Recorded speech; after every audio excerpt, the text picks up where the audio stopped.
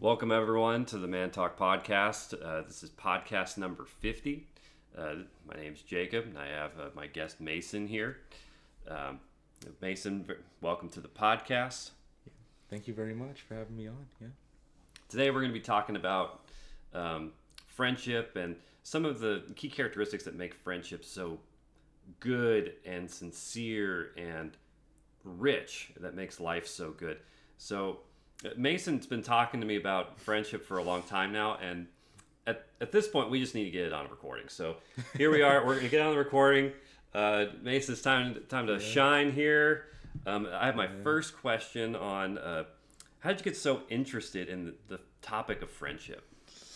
So there's several factors, but the big factor was the one I've kind of told you about is my encounter with this podcast called Trash Taste. When I watched it, I was like I've never seen like a friendship with that much, like that intimate, that um, nuanced. I think that's the word, nuanced, and they just really like. You can tell they just esteem it highly. Maybe it's just the Eastern thing because they are from the Eastern part of the world. I don't know. Maybe the Western doesn't cherish it as much. But yeah, I mean that's where it all started. I mean, I think the best way to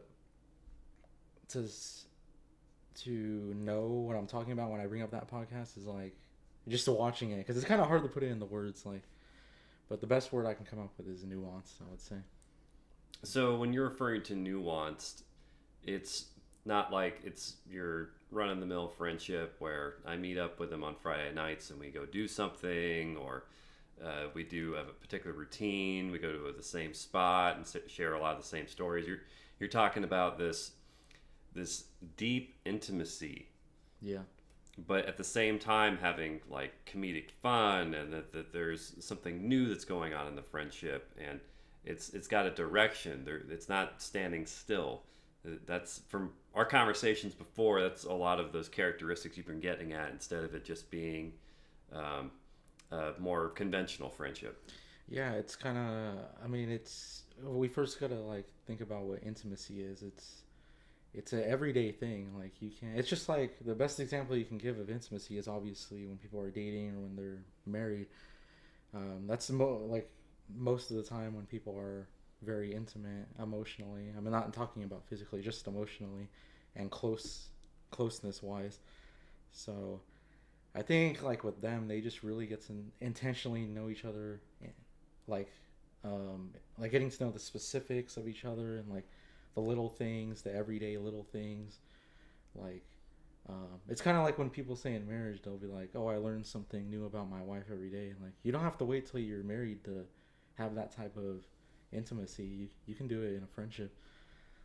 So yeah, I would say it's that, and also like seeing like there's this phrase I saw like 2 years ago back.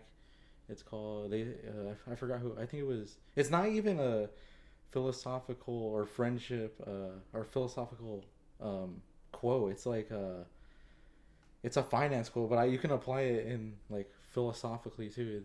It's there is gold everywhere. Most people aren't trained to see it. So like with them, what I see is they see gold everywhere. They like you can make anything out of anything. There's gold everywhere. So I think I see that too. Like they see the gold in friendship. They also in romance and marriage as well, but also in friendship as well. So finding that value. Yeah. And when you say there's gold everywhere, it's almost as if there's opportunity everywhere. There's something that can be valued in this person all Yeah. over the place. It's not just in one specific part of their life. Yeah, it's you like you can romanticize about it, like fantasize about it. I don't mean romanticize in the way of like oh like dating or stuff like that. Like you romanticize in the way of like fantasizing and like yeah, like that's what I learned from the podcast is like it's something you could like something worthy of dreaming of and like daydreaming of, like romanticizing over. Like yeah, that's amazing. Like uh, yeah, I would say that. Okay. Yeah. Well, If there's anything our conversations had before, just to give the audience context, there is this tendency for a conventional friendship to be not on par with what you're aiming for. And can you describe that friendship that just seems to get under your nerves a little bit? That friendship that just isn't quite what you would say as intimate or nuanced. Are you meaning like what I see, like just anything, or? This is the conventional friendship that Oh, okay. basically you're trying to avoid, because from at least from what I understand, even what you've brought up so far, is you're trying to get to this idealistic friendship that is something that not everyone has, aspires to, or sharpens, or has an interest. Um, and the conventional friendship would be the one that does not have the nuance that you're referring to. Oh, okay. So, I mean, I think from what I've seen from the 23 years of living here in the West, or just even seen online, wherever my eyes see, um, I would say there's several of them. There's um,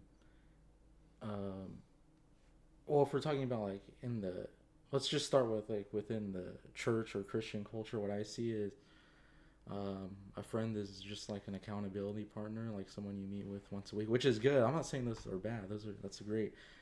Um, it's just like an accountability partner, and that is part of a friendship. That I'm not saying that isn't, but that alone isn't. Um, so like it's just either like accountability partner or just like an emergency contact where like, oh, he's a good friend because he was there for me during this really dark time, which is part of friendship. I'm not saying it's not, but like that alone isn't. Well, I'll get to like what it is after I go through these things. Um, so yeah, it's either just an emergency contact or a, an accountability partner or just someone you just have common interest with or um, yeah, so, like I would say like one of those three categories or all of them. There can be like all three of them, and those are good things. Those are that could be part of a friendship. I'm not saying it's But it's not. not the whole thing. It's Yeah, it's like when you take a human being and it's like, oh, the heart of a human being is the lungs, and you're like, well, no, the human being is actually a bunch of other organs that make it function all together. And so if that's the case, what's the kind of friendship that you're going for with this nuance? Can you describe that in a little more detail? well, yeah. Before I get there, one other one I see is like there is also one another component of friendship that people do, but it's like it's not the whole thing, which is also like when people hang out a lot, like like for example in high school I had the typical best friend, like yeah we hang out a lot and like yeah he was there for me during this dark time, and yeah those are good things that can be part of a friendship like I said, and yeah we would hang out like every day, but like um, to answer your next question, like what does it look like the nuance?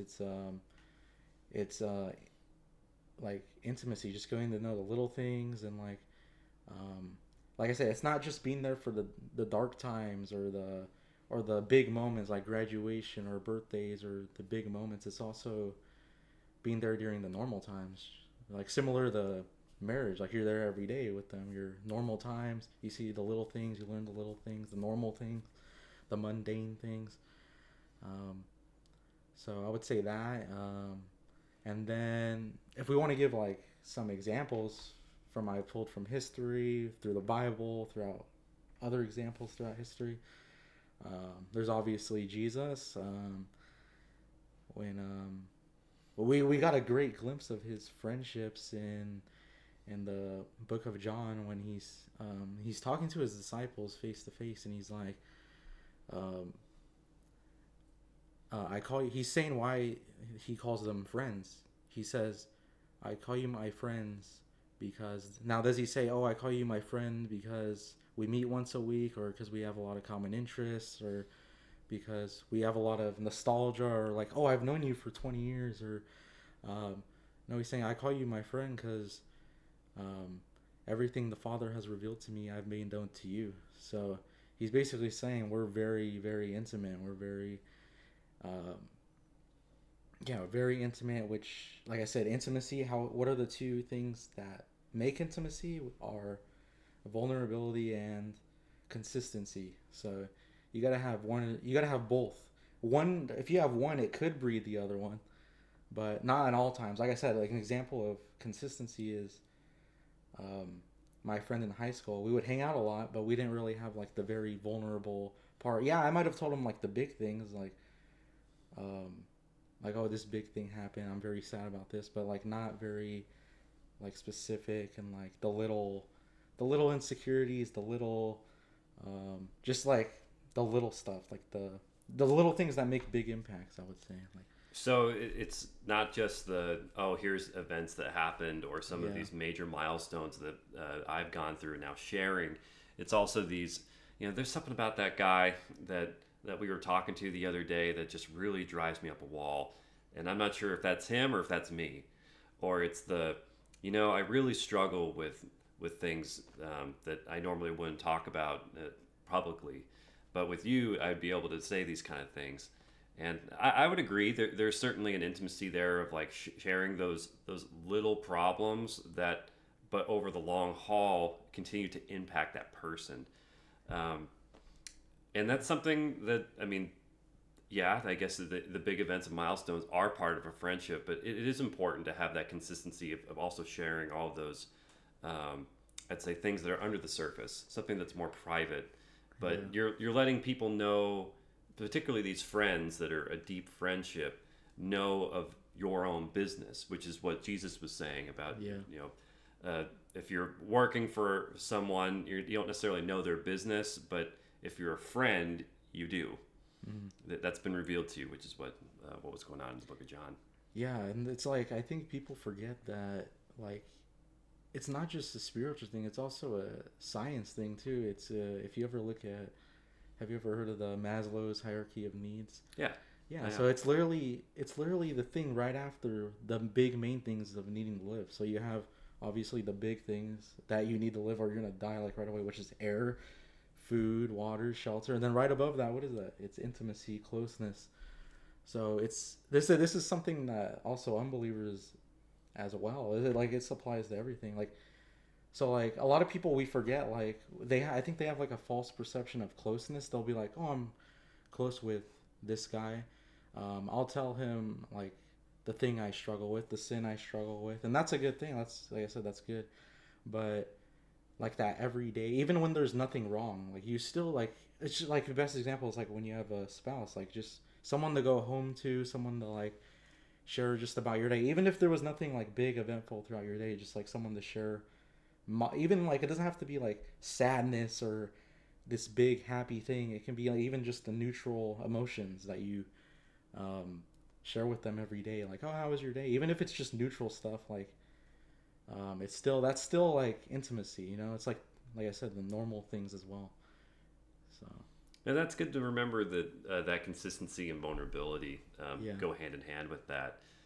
For me, I've noticed as I've gotten older, and this is perhaps just a flaw on my end, but it's just as I've learned more and more people, and my tree's essentially widened in terms of who I know and my connections and the like. I find it harder to have those moments of intimacy with all of these people because time is just shorter.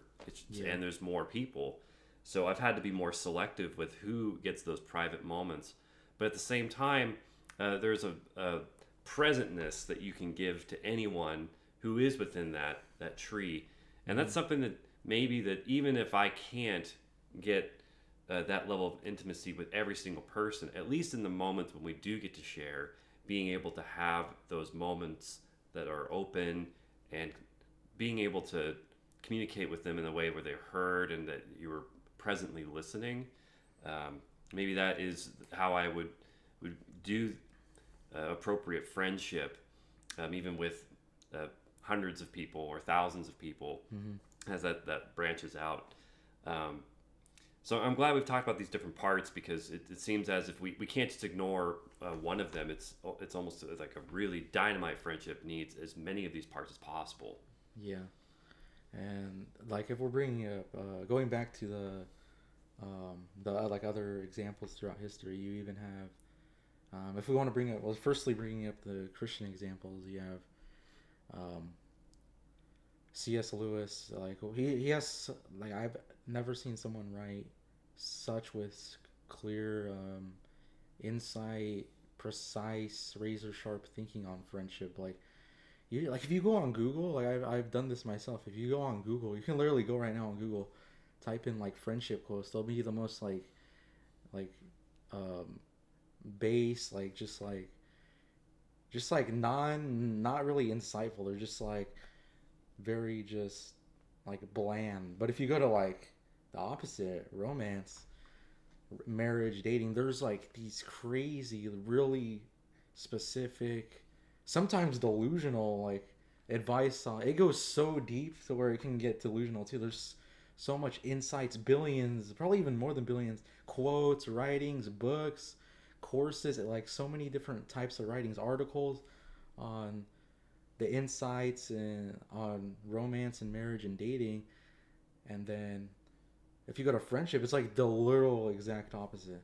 Like literally, it's like crazy, like seeing like the difference. But with C.S. Lewis, he's one of the few that I've seen that's goes into that like specific, like makes it more more clarity,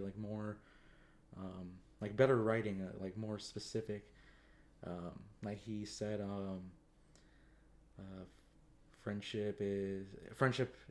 This is back in like the 40s and 50s too. Like I think it's even gotten worse from then.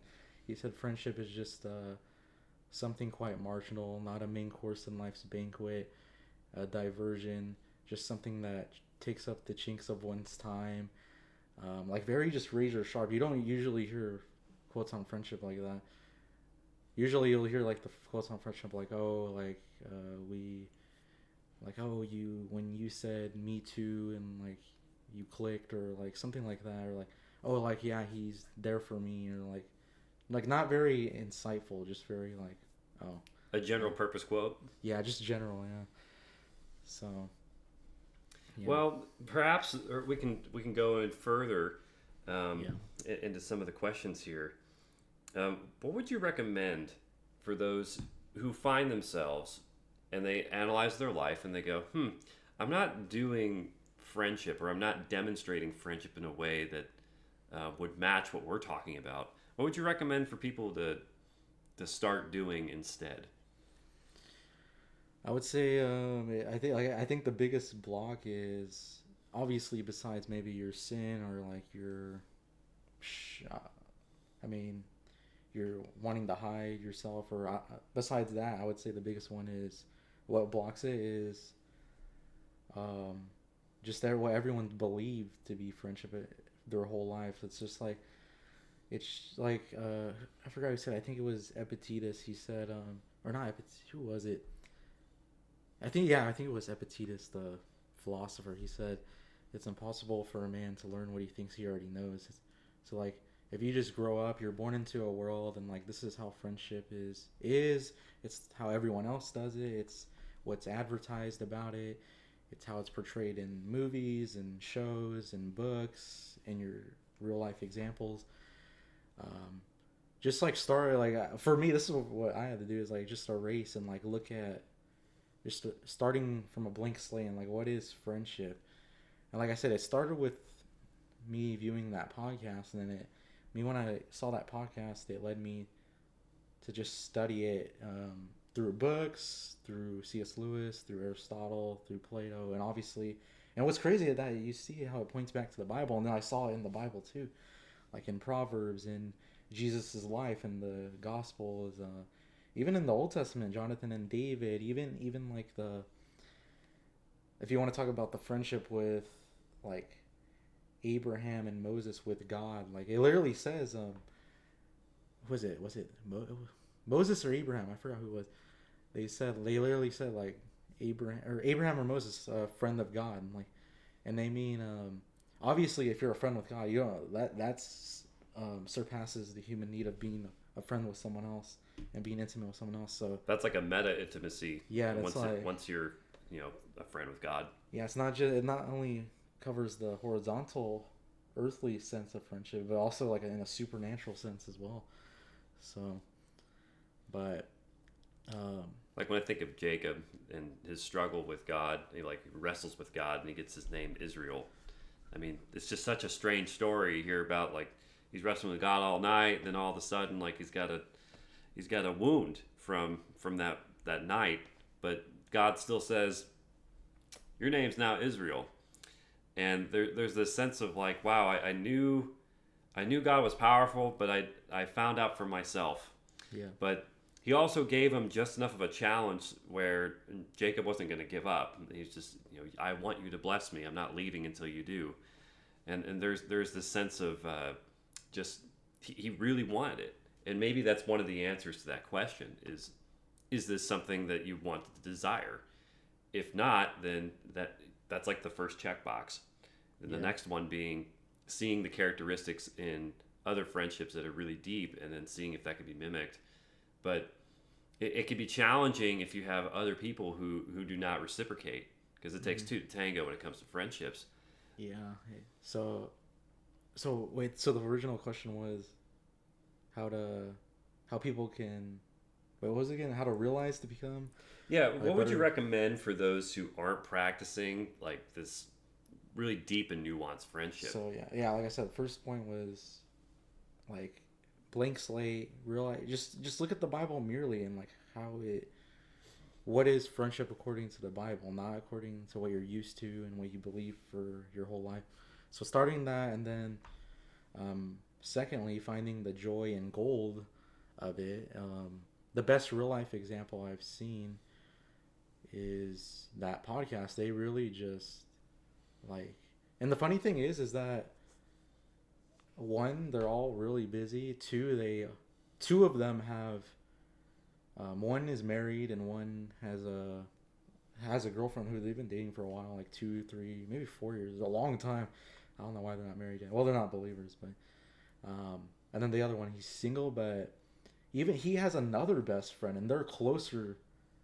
But like these three in the podcast, they're still really, really intimate, really close, very consistent. And so I would just like seeing the gold of it, seeing that there's not just gold in like marriage and family. Like that is amazing. That is amazing. Marriage, family. I love that stuff too. That's something I would want in the future as well. But just seeing the gold in friendship and see it in scripture, try and see real life examples. That's one. The podcast is one example. See, like I said, in the Bible. I mean, there's some other examples. There's obviously the pagan philosophers, Plato, Aristotle, and them. There's C.S. Lewis. Read his writings, I would say.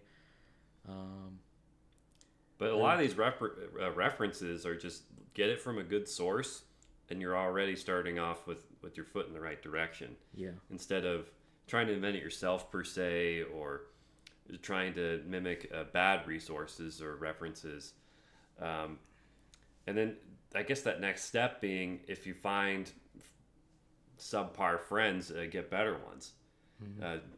Don't sit around and expect them to just, okay, they're going to be amazing friends now just because you say they will be, or just because you start practicing some of these demonstrative examples. Yeah. So, yeah, I would say, yeah. So the second point is finding the goal, and then just study, like how did these people become very intimate with their friends. And the best practical examples I've seen is probably from the podcast. Like, they don't teach it. It's not like a class. They don't talk about friendship. It's just they display it, and I see it, and like, oh, I can say that little thing, or oh, I can act like this, and it can influence the people I want to build a friendship with. And yeah, I would say those. It is something hard. I would say through my experience, it is something really hard to do because people are just really not used to it. And yeah. There's a tendency where if you go a little too deep on somebody and they weren't expecting it, it's almost as if they may shy away. They may go, okay, let's talk about something more lighthearted. Maybe change the subject, or like, I actually got to go. Yeah. And just straight up stop the conversation entirely, which both of those types of situations have happened. So there, a good example from the podcast is this is like a very specific thing. It's gonna. I'll try my best to like get you to understand is this is like just one of many little examples of like getting to know just specifics and like little things is like so this is gonna take a while so Yeah. I'm sitting down, I'm ready. Okay, so this all starts back before their podcast started. Their podcast. So okay, so the three YouTubers, they're like anime YouTubers. That's how they were. Yeah. So when they were gonna start this podcast, they were like, we're gonna make it. It's gonna be an anime podcast, like, so,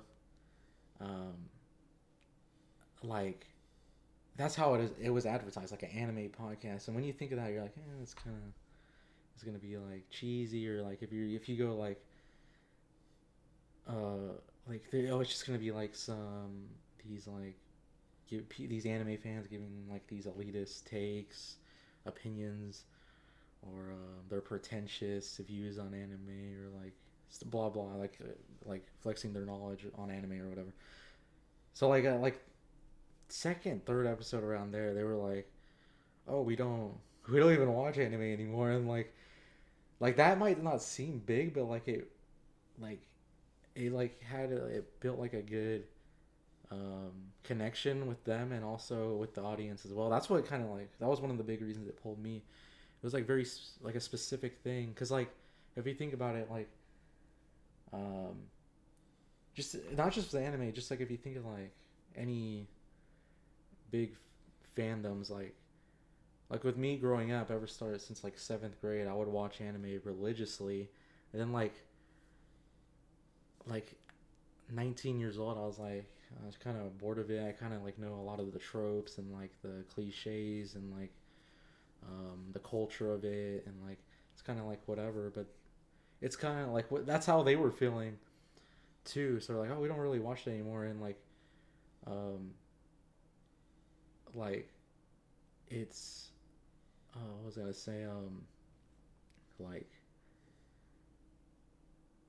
how do I explain, So we were getting at a lot of the trash taste demonstrative parts of their friendship that's been on their podcast.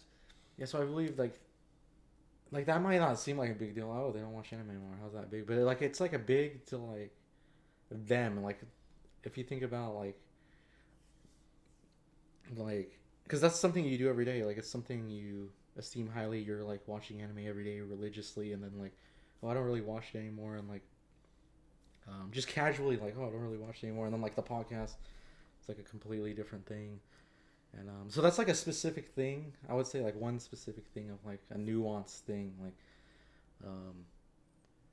yeah. I mean, I don't know. I don't think I explained it that good, but I mean, that's one element of just sharing that we were originally on this podcast all about anime, and here we are. Oh, we're on podcasts about it. Wait, we're not. We don't even watch this anymore. Yeah. And we're on to whatever the friendship takes us next. Which I guess maybe that's what's something so funny is that like, wait, your whole podcast is on anime, but now you don't even care about it, and it was just said like ad lib, halfway through one of these things. Yeah, it builds a big connection with the audience too. I think other people felt that way, and like it built a connection, because like there was some people who were just like in this like post weeb phase, like this post anime fan phase. So I'm not saying that like they don't hate it. They'll still like have some like, they'll still like maybe watch it casually, or like they still like some of the culture of it or the tropes of it or some of the language of it. It's not like they completely bound everything about it. But I was bringing that up to like show like that's like a nuance, that can be like a nuanced thing in a friendship. Like you get like that little thing about them, that specific thing, that can like, you know what I mean, like make something deeper. Like. Yeah, there's many other examples. That was just a random one. So. Okay. Yeah. Well, continuing on with the questions. So as far as like mastering these friendship principles, I guess this is a follow up to the fourth question of how does one continue to master it in a way that's just they're on above average. They're no longer just being the okay. They've taken their friendship to the next level, but how do they continue to master it once they've even achieved it? So this is for the people who actually have these intimate friendships. So do you have any advice for, or maybe some just comments on those who have been able to do this, like Trash Taste? Is it just continuing to do what they're doing, and then that's enough for them to be able to master it, so to speak?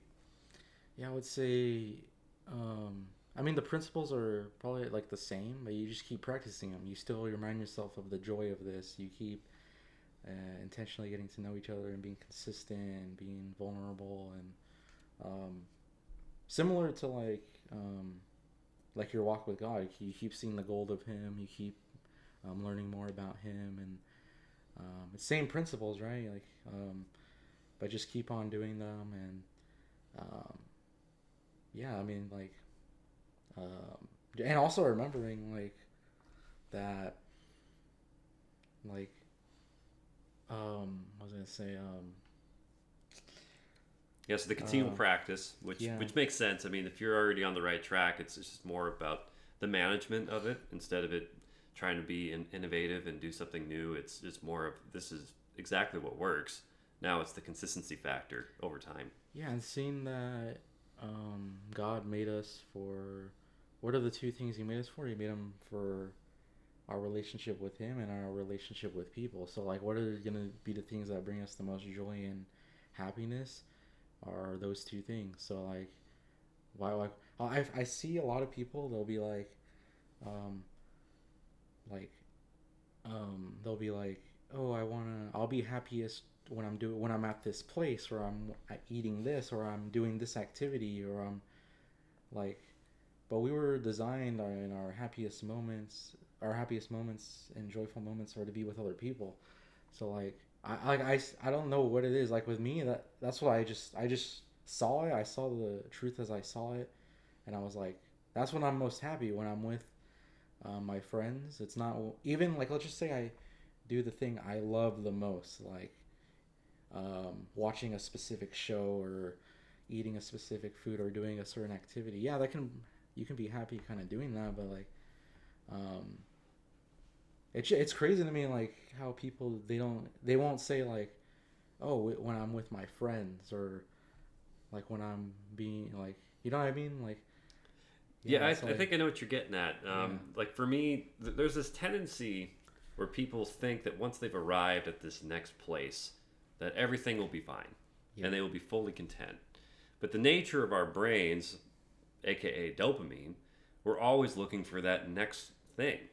Whatever, if it's the next destination, or it's the next friend, or it's the next event, or the next day, the next year. I mean, it's constantly searching for the next one.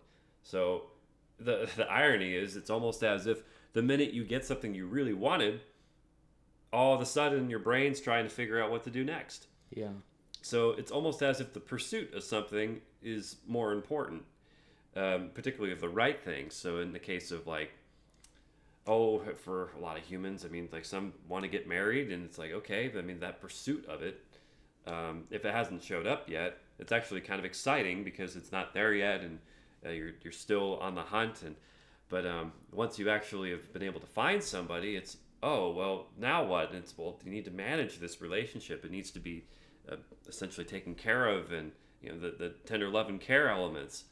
Um, and some people are like, well, I'm looking for somebody else, and it's just, really, was that really what it was all about? There's this pursuit that should be continually when it comes to the romance side. And I think it's really shallow for people who just want to keep jumping from person to person.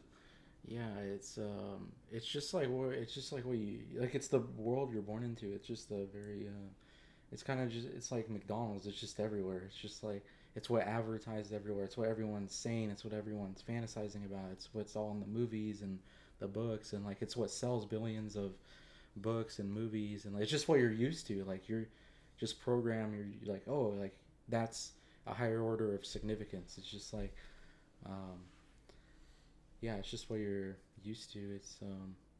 And that's something we need to fight, right? I mean, Yeah. like if this is an unconventional way of uh, demonstrating friendship in the world, it's also this struggle against, well, the world has particular hierarchies of value that actually are in complete contradiction to how we believe as Christians. Yeah.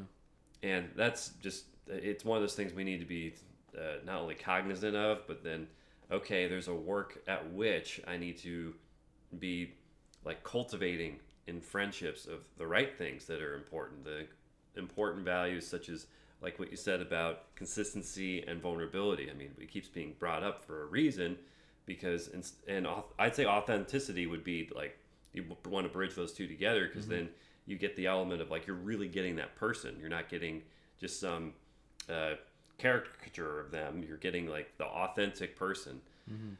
And for whatever reason, the world wants. I mean, it wants to value money, pride, the next status level, retirement. Even that's something that actually has been driving me up a little crazier about retirement because like Scripture has nothing to do. It doesn't say anything about retirement. It says something about backing off your hours once you get old, but it never says to stop.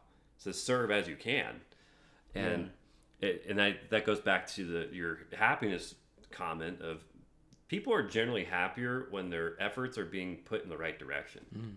Yeah. I remember as a younger kid, a teenager even, when I was working towards like getting into my chemical engineering degree, before I even got into the school, just I thought this is gonna be awesome once I get there, but I'm working towards it. That's gonna be my future.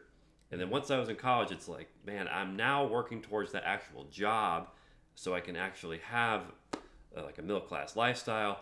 I got the job after and getting the degree like right before that. I mean, it was, but then it's on to the next thing. It's on to the, okay, well, now I'm looking for the next promotion. Okay, now I'm looking for possibly the next opportunity in another job. And it just, the dopamine cycles continue of you're just always looking. Now, was it a bad thing that I was looking, let's say, when I was going for the promotion or going for another job? Not necessarily. It depends on like what it was for. Like in my case, it's about the future. This future is not just for me. This future is also for who I'm going to marry, who the church body that I'm going to be with, how they're going to be blessed because my work and efforts, they're going to get a part of that. That's called the tithe. That's being able to help and support them and being able to give cheerfully. I remember. I guess that we're getting a little off topic from friendship, but as far as like giving to one another, which I guess is a like adjacent category, I didn't want to be in a position where I could never give something. I thought that would be just humiliating, and this is one of the reasons why I'm like, well, I'm going to work so that way I can get some kind of like profession where I could give cheerfully. And yeah, it might hurt if it's a bigger amount or whatever it is, but at least it could be given in a way that helps people. And if we're only living for ourselves, I mean, that's like, you want to go as far away from friendship as possible. That's it. Just, okay, I want to be like my own person, hyper individualistic, see how well that goes. So that's something that I'm glad we're also talking about, not just that friendship is, there needs to be this cultivation, but also this warning of like hyper individualistic behaviors we're seeing, especially like during the COVID period. Yeah. One thing I do want to point out also was with like a good method is just embracing and finding the joy of getting to know the differences of people. And like a lot of people, they just kind of live passively. Like I said, you're just used to living like, yeah, like people live with labels and like limiting beliefs. Like they'll be like, I think I've heard within like Christian culture, church culture, even like within like Bakersfield as well, is which I don't like, is like, oh, if this person, yeah, we're Christian, but like if we don't have the same common interests, we won't be best friends. But like if you have that common value of I'm here to find joy in getting to know the differences and getting to know whoever in my church, and you guys both have that mindset, that's the I like to say that's the common interest that stands above all other common interests. So like if you both have that interest of like, oh, I'm willing to find joy in the differences, and like if you just label yourself and like, yeah, I'm not gonna like this, or like, oh, I don't enjoy doing that, he likes that, like, then yeah, you're never going to like, um, like so branch and be yeah, able to integrate with someone else. Yeah, there's something to say about both parties being willing to try something a little different. But in the case of God, I mean, there should be always some level of similarities between the two people. Of, oh, but we really love worshiping God. Oh, we really love what the doctrine of Scripture has to say and reveal to our hearts on a daily basis. And there's something to get excited about already that we should both be able to light up to. And if that's not happening, it's just one of those, ooh, okay, I need to do a self check here. Something's not right. yeah. It's a good example of the differences is um, the friendship of John Newton, who's not really known for like the friendship stuff, mainly for like his songs and like his writings and maybe his teaching. So John Newton and his friend William Cowper, I forgot how to say his name.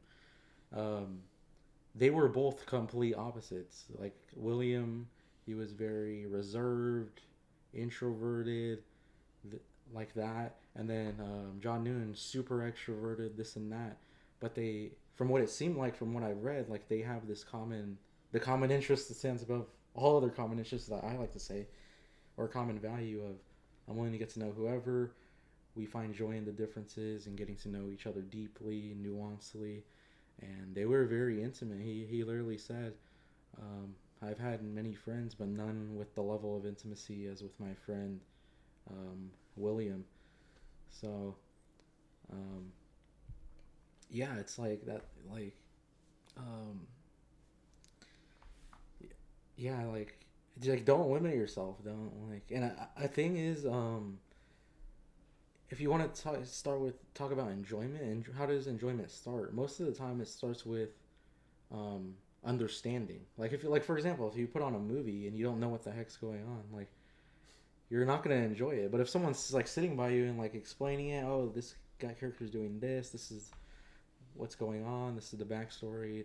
Like you might be more intrigued. So like similar to friendship, like you want to like understand each other, and then you might enjoy it more. And like yeah, so That's an interesting point on the yeah, movie. I was yeah, doing that with, I had a friend of mine, we were watching Napoleon, which it was an okay movie. It was okay. yeah, But there was a point where they would put up a new year in France, so like 1795 or whatever. And I'm like, oh, this is the, hey, check this out. You're gonna watch some cannons that go down this crazy courtyard in France, and it's gonna be civilians.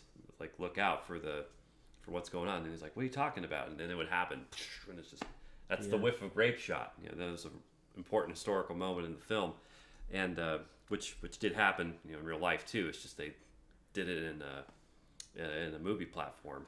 yeah, But it was cool to be able to do that kind of stuff because some people had no context of what was going on in the movie. And I'd say that's one element of friendship right there. It's just if someone's not quite up to speed, is that helping them bring up to speed and in a way that's palatable to them. Like one of the worst things I could do as a friend is I make it as hard as possible for them to understand what's going on, or I make them feel terrible about not understanding what's going on instead of what the Bible would call uplift those around you, and that's part of I guess another organ of what it takes for friendships to work. yeah. And um, like for an example, most of my life, like I don't know, like, I feel like with most people, like maybe it's also the visuals of it or just how it looks, like just like old, just history stuff. Like I would always say, oh, I don't like it, but like I would mainly, I have no idea what's going on. Like why are they dressed like that? Why are they doing that? Like every little thing about it, like so like that's something that's kind of hard to understand. Like everything, the world back then, like how it is, like just like I would say enjoyment starts with understanding. Like so, yeah. So you apply that to friendship and like understanding them and like just embracing the differences, embracing Because like if you're saying like, oh, I can't be best friends with this guy because we don't really have anything in common. Yeah, we're Christian, but like you're basically saying God made us incapable of being really close and intimate. No, we're not. That no, God did not make us incapable of being very close and intimate friends. Common interest to me, common interests are just a little like add-on. It's just like That's or no, only a element. yeah, or like Yeah. it's like I actually prefer not it. I like getting for now since I've gone this friendship rabbit hole. I actually like getting to know different people. Like so, I would actually prefer not to be common interest. So it's So almost as if like someone that's different is more interesting because now you can explore their world yeah, world, yeah, instead of something that's so common and what you're used to. And then, okay, cool, we align on common interests. Great. That means there's actually not as much new stuff to talk about. It's just more of the old stuff to talk about. yeah, That was something that's cool with. I got to meet a lot of new people in March, and one of them has traveled a lot to the Middle East, and it's just so different yeah, to hear their stories about where they've been. Uh, we got to meet someone the other night, a few weeks ago, at Canes that went to Chad, Africa. It's just so different, and yeah. it's not a lifestyle that I would typically go with, but because it was different, it made it, as you said, more interesting. Mm-hmm. And like it wouldn't be interesting if they're just like, oh, I live here, and like they were kind of bland explaining it. If like they're with you, like explaining how it is, helping you understand, and like maybe like, oh, you like they're like, oh, you know how America's like this, and they do this. Oh, they're like this when they do this. Like it helps you understand. Like it makes you understand and makes you more interested. It's like So their worldview yeah, and the experiences over there and logic are just they have to fit a different paradigm in order for it to work. Let's say it overseas or somewhere yeah, else other than Bakersfield or in uh, like Idaho or North Carolina. It's just out so outside of like what we would consider like American. yeah. Yeah, I mean, this is also something you can practice within your marriage too. Like I mean, you're very different. And like, I'm getting to know like, oh, why does she have this certain quirk, or does she react this way, or why does he like this, or like just every nuance. Just like embrace it and like just enjoy it. Just enjoy the differences and um, like I said, that I think that I don't know what the exact term or word would be, but I think God put that in our design so we have the ability to connect with anyone. You know what I mean? So you're not just connecting with the common interests people. Like I think God, like I said, made us capable of being close with anyone.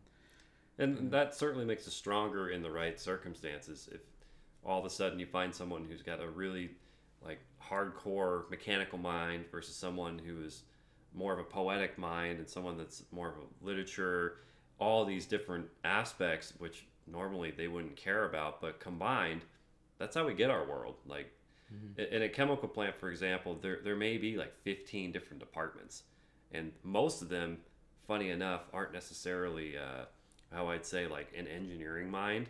A lot of them are accounting, or they have administration, or there's the operations and safety and quality. Sure, the typical triangle, but there's all these other support Mhm. departments that aren't necessarily engineering at all.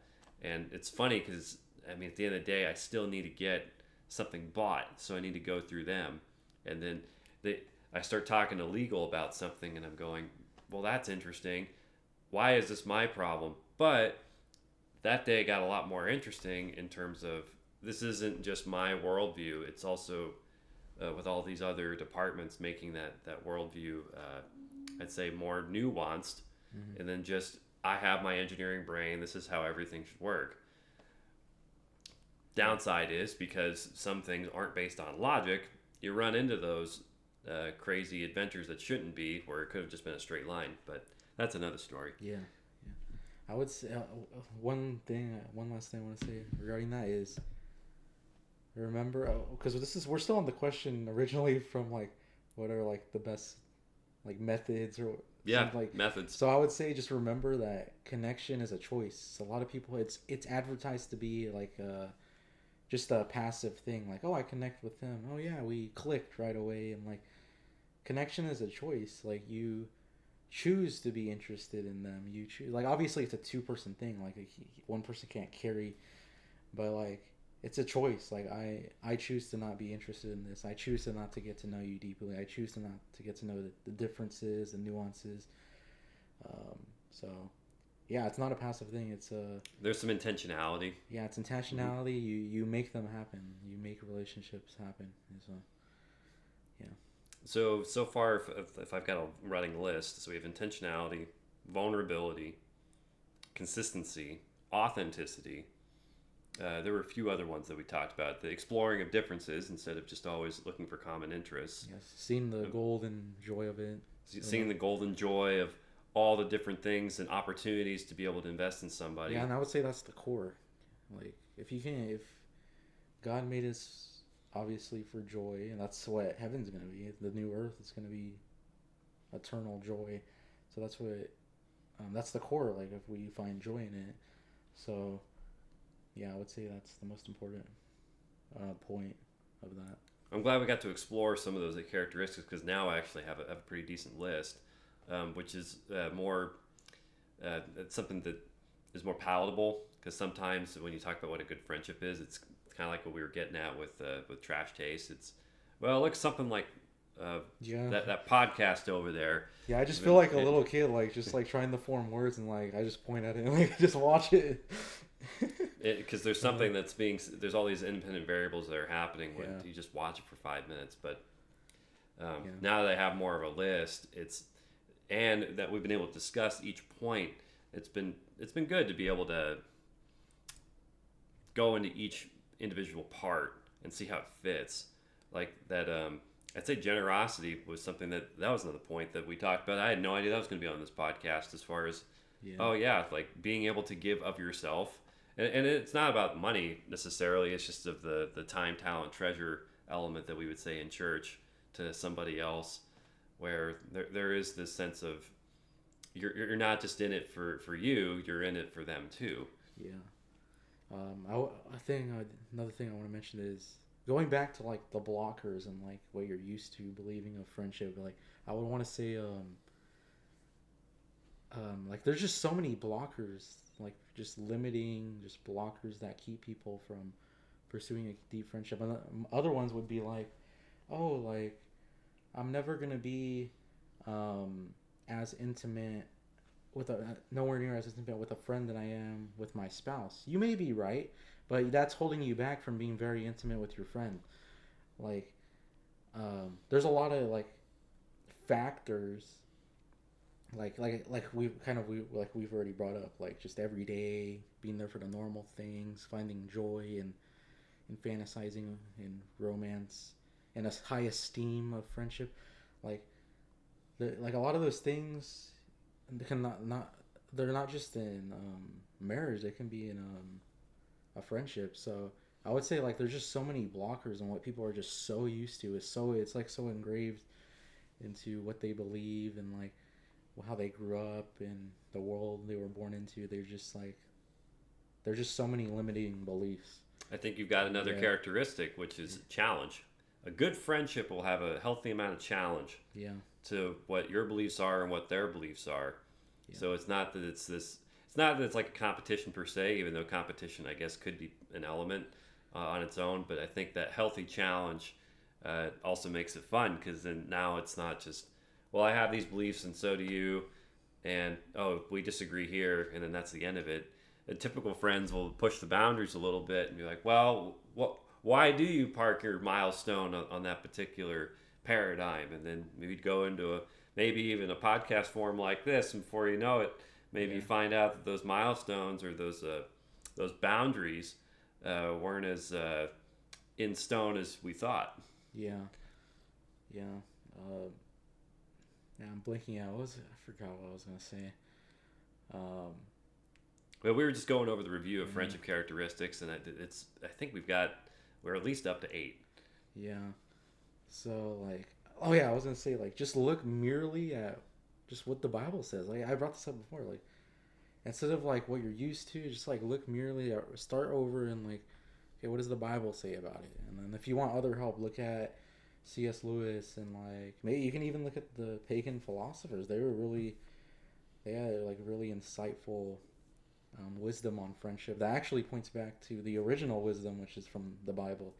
So, just like just starting fresh, just because you believed it for so long doesn't mean it's just because you're habitually believing it doesn't mean it's right. Um, so And that goes back to the challenge thing, right? Okay, so if yeah, I'm believing something for a very long time, just because you believed it for a very long time doesn't necessarily mean it's the best choice. yeah, And that's something I had to get over in academia. mm-hmm. Academia, I thought I need to memorize everything. That's how I used to do it. I would just bulk memorize, and then okay, well it's hardwired in, so you can't. I mean, I'll just be faster. Well, until you don't know every answer, and then the minute Yeah, you have to do some kind of actual demonstration of, well, what if I change this variable, or it's not quite the answer you were fed in the classroom. Well, now it's a different ball game, and I had that in a college. I mean, there were just so many bright people that did not need to memorize mm-hmm. at all. They just, well, the logic path is, these 7 steps. I got the right answer, and it may have been something really complex like a Laplace transform or some kind of esoteric mathematical problem, but they got it. And Yeah, then I'm used to doing a Laplace transform in a particular sequence where to them it didn't matter. mm-hmm. They knew the logic to it. That was beyond just one particular problem. Yeah. It's similar to the word love. Like so many people, they'll chase this image of love they think is love, and then they'll be so tired of chasing it. They'll be like, I don't believe in love anymore. I don't this that like it doesn't exist. Well, the reason why like you don't think it exists is because your definition of love isn't real. If you go to First Corinthians and see what it actually is, love is kind, love is patient. Love Does is not about, boast. yeah, it's about building. It's about just it's about the long term, and like um, it's about loyalty and those all those things, all that that little section describes. If you That's the thing, like that's another example. It's so similar to here. Like the reason why and maybe their view on friendship is wrong is because they don't actually go to the source. They don't, you know. So And some yeah, people do have a weird sense of what their highest value is, which would affect how they think about love, which how they would affect with how they treat their significant other or their friends or whatnot. And that's detrimental because then if they have a inappropriate highest value, if they think like love does not exist, it's just about what you have for this life. Okay, well that's going to affect your worldview in a lot of ways. yeah, And then I mean, you're cheating yourself. Like your friendship group could be super wide if it was just a little bit different in the paradigm, or you can stick with what you know, and then you're only going to get a handful of solutions, which they're not even complete solutions in that regard, because then you won't necessarily have the intimacy factor. If you think everyone's just out for themselves, then you're already saying, well, I'm not going to care about this person or this person either, because I already know they're not caring about me. And that has a problem of just you're automatically like canceling them instead of just like digging a little deeper and see what's there. yeah, yeah, Yeah, it's too bad. And maybe that's one thing that we can bring as a conclusion from this podcast is that challenge those boundaries, mm-hmm. and good friendships will do that. Yeah, definitely, yeah. Yeah, I would say that's all I have to say. I mean, I could always keep going, but I would say those are like the main things. I would say. Yeah, that's a good place to park it. Yeah. We'll put timestamps in the bottom of the description there, so that way we can, for those who are looking through like all of our discussion, they can see like how it was built, how we developed the conversation, and I always like that because then when I go back, you can go in and you go, oh, that's right. This is the peak part of the conversation where we had the best flow, conversational flow, that is, and it's nice that way. It's archived well. But as far I agree, this is a great place to park it, and I just want to thank everyone for watching, and I'm glad, Mason, you were able to finally put this on record, because there's just so many times where like we only had like a 15-minute window, and that's not enough time. Then it Yeah. get cut off, and then we're on to the next thing. Or so I guess if there's any like conclusion I have is just make sure that if you're going to have those moments where you need an hour and you're only getting 15 minutes, find a way to do what we did and Yeah. make it an hour. So, Mason, thanks again for coming on. I really appreciate it. Yeah. Thank you for having me. Appreciate it. Yeah. So, everyone else, thank you so much, and we'll see you next time. Yeah. See you.